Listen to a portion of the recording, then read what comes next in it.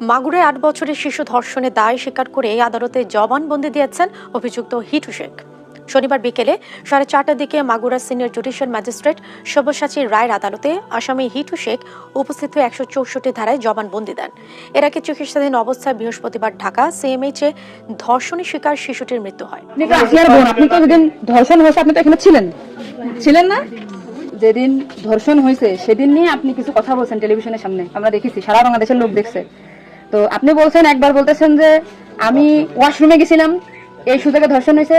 আপনি আরেকবার বলতেছেন যে রুম থেকে বের করে নিয়ে ধর্ষণ করছে। আসসালামু আলাইকুম ওয়া রাহমাতুল্লাহি ওয়া বারাকাতুহু। সম্মানিত ভিউয়ার্স, আসিয়ার ঘটনা নিয়ে কি মোড় নিল?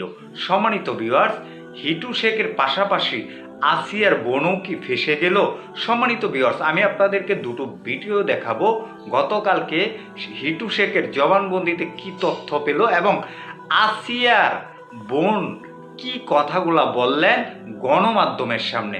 তার মানে আসিয়ার বোনও সেই ঘটনার সাথে জড়িত কিনা আপনারা আসিয়ার বোনের কথাগুলো শুনলেই কিন্তু বুঝতে পারবেন। আমি আপনাদেরকে সম্পূর্ণ ভিডিওগুলো দেখাচ্ছি যে আসিয়ার বোন যে কথাগুলো বলেছে, এই কথাগুলো নিয়ে কিন্তু মিডিয়াতে এবং সোশ্যাল মিডিয়াতে এটা নিয়ে সমালোচনার ঝড় চলতেছে যে আসিয়ার বোন সেই ঘটনার সাথে পুরোপুরিভাবে জড়িত। চলুন আমরা সম্পূর্ণ ভিডিওটা দেখি, হিটু শেখের কথাগুলোও শুনবো এবং আসিয়ার বোনের কথাগুলোও শুনবো। তারপর কথাগুলো শুনে আপনাদের মূল্যবান মন্তব্য কমেন্টে জানাবেন। চলেন আমরা কথাগুলো শুনে আসি।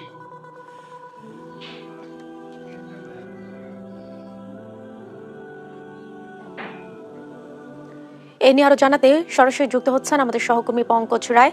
পঙ্কজ, জবানবন্দিতে কি বলছেন হিটু শেখ, আর মামলার তদন্তের অগ্রগতি সম্পর্কে কোনো তথ্য রয়েছে কিনা আপনার কাছে, বিস্তারিত জানাবেন।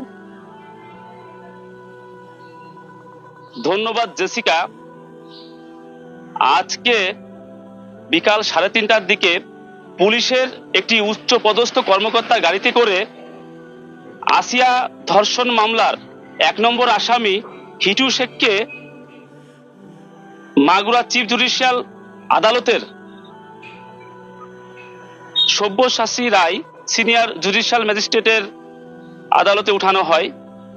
এখানে পুলিশ যখন তাকে আদালতে উঠায় তখন হিটু শেখ 164 ধারায় তার জবানবন্দিতে স্বীকারোক্তিমূলক জবানবন্দি কোর্টে পেশ করেন। আপনাকে জানিয়ে রাখা ভালো, মূলত আজকে সরকারি ছুটির দিন হলেও আজ শনিবার 15 মার্চ সরকারি ছুটির দিন থাকলেও মবের আশঙ্কায় পুলিশ বিকাল 3:30টার দিকে পুলিশ তাকে কোর্টে উঠায় এবং কোর্ট থেকে তার স্বীকারোক্তিমূলক জবানবন্দি নেয়। এর পূর্বে আপনাদের মাধ্যমে জানিয়ে রাখি, গত 10ই মার্চ মানে প্রচলিত প্রথা ভেঙে রাত 12টার পরে এই 4 আসামিকে, এই ধর্ষণ মামলা 4 আসামিকে কিন্তু গভীর রাতে আদালত উঠানো হয়েছিল, যেখানে পুলিশ তাদের রিমান্ড চেয়েছিল, যেখানে 1 নম্বর আসামি হিটু শেখকে 7 দিন এবং অন্যান্য 3 জন আসামিকে 5 দিন করে রিমান্ড মঞ্জুর করা হয়েছিল। এরই মাঝে আজকে বিকালে কোর্ট সূত্র থেকে আমরা জানতে পেরেছি যে তাকে সে জবানবন্দিমূলক স্বীকারোক্তিমূলক দিয়েছেন। এদিকে আমরা জেলা পুলিশ থেকে এখনো কোনো সঠিক বক্তব্য পাইনি, তবে মাগুরা জেলা আইনজীবী সমিতির সাধারণ সম্পাদক শাহেদ হাসান টগর আমাদেরকে এই তথ্য নিশ্চিত করেছেন। আপনি আরেকবার বলতেছেন যে ধর্ষণের সময় আমি ঘুমোইছিলাম, আমি কিছু ঠিক পাইনি, আসলে কোনটা সঠিক? আমি তো ওইটাই বলি না, আমি বলছিলাম আমি ঘুমোইছিলাম, ও যখন বাথরুমে উঠছি সেই সময় দেখি যে ওইখানে পড়ে রয়েছে, এইটাই বলছি। আপনি বলছেন যে সিহারের পরে, আবার বলছেন রাত 2:30টা, এটা মানে টাইমটা আসলে মানে হ্যাঁ আমাকে দিক তো সিয়ারি খাই 2টের দিক, তারপরের কথা বলছি। আচ্ছা, আপনি একটু মানে প্রথম থেকে মানে রাত থেকে কি ঘটনা ঘটছে এটা আমাদেরকে বলেন তো। প্রথম রাত থেকে সব ঠিক ছিল, রাত্রি 3 জন ঘুমাই গেছিলাম, 8টার দিকে ঘুমাইছি। হ্যাঁ, আমি, আমার জামাই আর আমার বোন। আমার বোন হচ্ছে আমার পাশে ঘুমাইছিল। তা আমি জানতাম না যে ওর সাথে ওরম হবে না।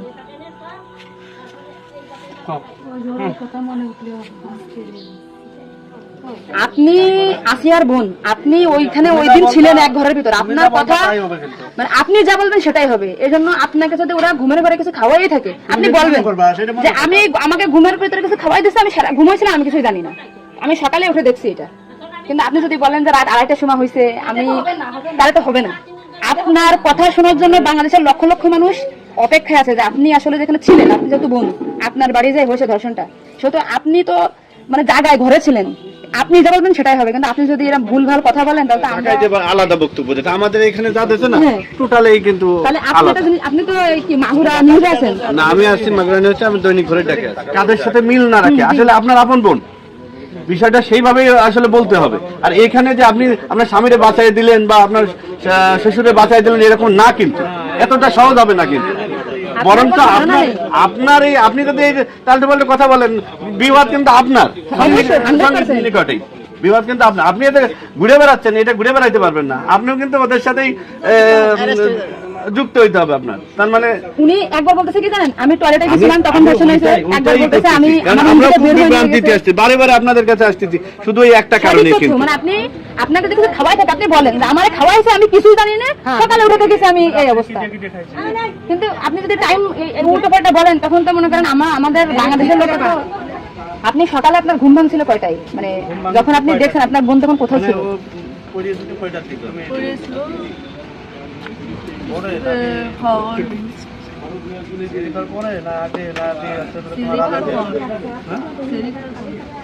আপনি 8টার সময় ঘুমাইছেন, তারপরে কি আপনার ঘুম ছেড়ে খাওয়ার পরে ভাঙিছে? তার ভিতরে আপনি কিছু জানেন না। আপনি এটা সুন্দর করে এখন যখন বললেন, কিন্তু মাঝে যে কথাগুলো বলেছেন এগুলো তো আসলে আপনি রিল্যাক্স হন, আপনি রিল্যাক্সে বলেন। এই আপনার ভাই, এগুলো আপনার ভাই, আমরা আপনার বোন, আসি আমার বোন, আসি আমাদের বোন, আমি নিজে এখন আসি। আপনি যদি এই কথা উল্টো পাল্টা বলেন, আমরা বাংলাদেশের লোক তো ডিপ্রেশনে চলে যাচ্ছে আপনার কথাই। রাত্রে আপনার ঘুমের ওষুধ খাওয়াই দিছে, এই খাওয়াইছে আপনার কে মনে হয়, কে খাওয়াইছে আপনার ঘুমের ওষুধ? আপনার শ্বশুর না আপনার স্বামী না আপনার শাশুড়ি? খাওয়ার সময় তো আমি আর আমার শাশুড়ি ছিলাম। আচ্ছা, দুজন একসাথে তা আপনার কি মনে হয়, আপনার যেহেতু আপনি ওই বাড়িতে আপনার সংসার করছেন, আপনার মনে হয় কে খাওয়াইছে আপনাকে? মানে আপনার শাশুড়ি না আপনার শ্বশুর হতে পারে? আমার শ্বশুর তো খাওয়ার সময় থাকে না, আমার শাশুড়ি তো থাকে। আর তাহলে আপনার কি মনে হচ্ছে আপনার এই ঘুমের ওষুধ আপনার শাশুড়ি খাওয়াইছে? কিন্তু আপনার শাশুড়ি যদি খাওয়াই থাকে, তাহলে ধর্ষণটা আপনার শ্বশুর কিভাবে করলো? মানে ওনারা তো সবই জানে। তা আপনি কি এটা কখনো কি মেয়েদের সামনে আগে বলছেন যে তাই তো আপনার শাশুড়ির 3 দিন বাইরে থাকার কথা না, সবার আগে তো উনি অ্যারেস্ট হওয়ার কথা? আপনি কি এটা আমাদেরকে জানাইছেন, সোশ্যাল মিডিয়াতে জানাইছেন? শোনা এটা আজকে আমরা হয়তো জানতে পারলাম যে আপনার ঘুমের বড়ি যে খাওয়াইছে বা ওষুধ খাওয়াইছে, এটা আপনার শাশুড়ি খাওয়াইছে। তাই তো এটা পরিকল্পিত না, মানে পরিকল্পিত ছিল ওদের আগে থেকে। আপনার কি মনে হয়? মানে ওইটা আমার সাথে আর কথা ছিল, কিন্তু আমার সাথে পাই নাই বলে আমার মানে আপনার শ্বশুরের বা আপনার শাশুড়ির আপনার সাথে কোনো কিছু রাগারাগি বা কোনো কিছু আছে নাকি? বা কোনো টাকা পয়সা চাইছিল দেননি, এরকম একটা ক্ষোভ বা রাগ এরকম কিছু আছে নাকি আপনার সাথে আমাদের কাজ করতে? আসিয়া আপনাকে কি বলছিল যখন আপনি তখন আসিয়া আপনাকে কি বলে গেছে? আর ভাইয়া হচ্ছে দরজা খুলে দিচ্ছে, আমি বলছি আমি তো ঘরের ভিতর ছিলাম, তাহলে আমি কিছু টের পেলাম না। বলছে কি আমার হচ্ছে ঘরের বাইরে গিয়েছে। এরপর থেকে তো আসিয়ার জ্ঞান না, মানে ওইটুকুর সময় ও অস্থির হয়ে যাচ্ছিল, আর আপু আসছে বাইরে, আপুর বাসা মনে হয় বাইরে। আমার বাসা যশোরে, আমি যশোর থেকে আচ্ছা, আমি শুধু ওনার একটা ভিডিও দেখে আসছি যে উনি উল্টো পাল্টা কথা বলতেছে, এই সঠিকটা জানার জন্য। সঠিক কথাটা বলেন। আমরা ঘুমাইছিলাম, 8টার পর পরে আমি ঘুমাই গেছিলাম, আর বোনও আমার সাথে ঘুমাই গেছিল। তারপর এর মধ্যে কিছু ঠিক পাইনি, কিন্তু দৈনিকে সেরি খাওয়ার জন্য সবাই ডাক দেয়, কিন্তু সেদিন সেরি খাওয়ার জন্য কেউ ডাক দিচ্ছিল না। একদম সেরির পর উঠছি, সকাল হবে সেই সময় উঠে দেখেও মেঝেতে পড়ে রয়েছে, দরজা খোলা ছিল। তা আমি ওটা বাথরুম থেকে দরজা আটাকে ওটা উঠেছি, উঠে সেটা করে রাখছি। মানে জ্ঞান হারিয়েছিল না ঘুমাই পড়ছিল জানি না, কিন্তু নাড়াচাড়া লাগার কারণে উঠে গেছিল। এটা করছে আপা আমার অনেক কষ্ট হচ্ছে আর জ্বালা পোড়া করতেছে। আমি বলছি ফ্লোর পেটে পড়ে রয়েছে, এর জন্য রয়ে গেছে। তারপরে ও ঘুমাইছিলেন না কি জানি না, আমি কিন্তু চুপ করে ঘুমাই পড়। তারপরে আমি ঘুমাই গেছিলাম, সকালে ভোরে 6টার দিকে ও হচ্ছে কাঁদতেছিল আর বেগে বেগে নিঃশ্বাস নিচ্ছিল। তারপরে আমি করছি কি হয়েছে তোর, ওরকম কাঁদতেছিল রাত্রেও, আবার হলো ওরকম করতেছি, সাতটাও করে আদা যাচ্ছে। ও তারপরে করছে মানে তাও আমার সাথে এরকম করছে, আর হচ্ছে বাইরে দরজা খুলে দিছিল। তো আমি করছি আমার এই ঘরের ভিতরে এরকম হলো, আমি তো কিছু টের পেলাম না। বলছে আমার ঘরের বাইরে নিয়ে গেছে। আপনাকে একটা ছোট্ট প্রশ্ন করি, কিন্তু আপনি এর আগে তো টেলিভিশন থেকে আপনি ইন্টারভিউ নিয়েছে, আপনি বলছেন যে রাত 8-এর দিক হয়েছে আনুমানিক, তারপরে এই হয়েছে, আপনি মানে এই মাঝের কথাগুলো তো আপনি জানেন না। সুন্দর, এখন আপনার কথা ভালো লাগছে, আপনাকে থ্যাংক ইউ। এটা মাঝের যে কথাগুলো এগুলো আপনি কেন মানে ভয়ে বলছেন নাকি ওদের বাঁচানোর জন্য বলছেন? আমার তো ভয় দেখানো হয়েছিল। মানে কথাগুলো যে বলছেন এটা কি আপনাকে শেখাই দিয়েছেন নাকি আপনি নিজের থেকে বলছেন? না কেউ শিখে নাই। তাহলে আপনি নিজের থেকে মাঝের যে কথাগুলো আপনি স্কিপ বলছেন, এটা তো আপনার বলা তো অন্যায় হয়েছে।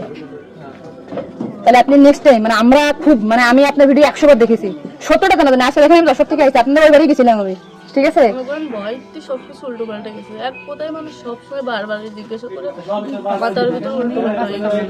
আচ্ছা ঠিক আছে আপু, শোনা আপনি নেক্সট টাইম থেকে আপনি এই সঠিকটা মানে এই যে ঘুমাইছিলেন সকালে এটা হয়েছে আপনি এটা বলবেন, কিন্তু মাঝের কথাগুলো আপনার এক্সট্রা বলার দরকার নেই, বললে আমরা বিভ্রান্তি হয়ে যাই, ঠিক আছে?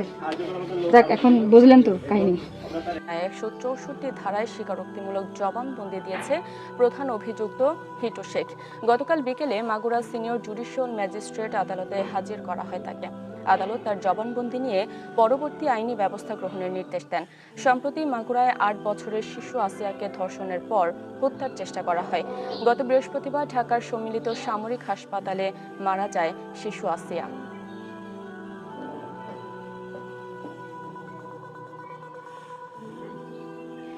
এদিকে বরিশালে ধর্ষণ চেষ্টার অভিযোগে গণধোলায় নিহত হয়েছেন একজন। গতকাল বিকেলে নগরের ধান গবেষণা এলাকার ঘটনা।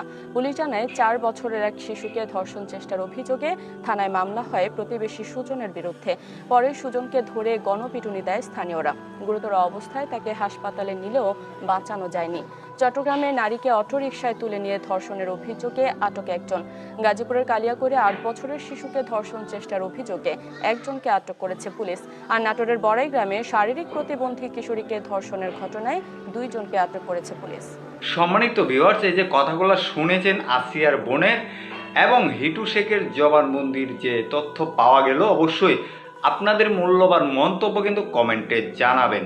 সবাই ভালো থাকবেন, সুস্থ থাকবেন। পরবর্তী কোনো একটা আপডেট নিয়ে আমি আপনাদের মাঝে হাজির হব। আসসালামু আলাইকুম।